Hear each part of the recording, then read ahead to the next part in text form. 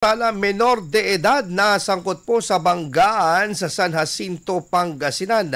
Para sa detalye kasama natin Idol Denise Brillante. 104.7 IFM Report.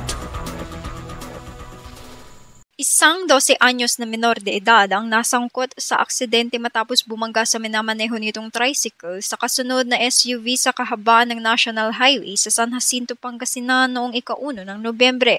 Batay sa ulat ng San Jacinto Municipal Police Station, binabaybayin ng menor de edad ang daan nang biglang huminto ang SUV na nasa unahan. Sinubukan umano nitong umiwas ngunit sumalpok pa rin sa likod ng sasakyan. With regards po sa mga vehicular incident natin na nangyayari po sa daan, mostly na-involve po natin dito is yun nga, yung mga pasaway na driver, at also nagko-contribute din sa ating mga vehicular traffic incident is yung mga may mga involved din po ng mga bata na pinapabayagan po ng mga parents nila, or yung iba is tumatakas na lang ng mga minor na nagdadrive ng mga sasakyan.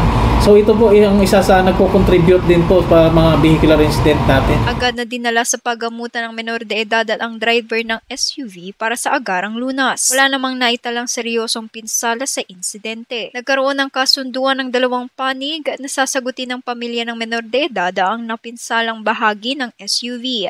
Nagpaalala naman ng pulisya sa mga magulang na huwag hayaang magmaneho ng anumang uri ng sasakyan ng mga menor de edad dahil delikado ito at labag sa batas. So advice ko na lang po sa mga parents, wag po natin na pabayaan yung mga minor na anak natin, especially walang lisensya at hindi masyadong marunong mag-drive.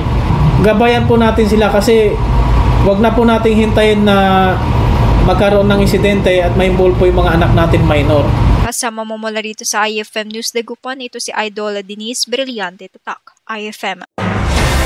IFM News. IFM News. IFM News.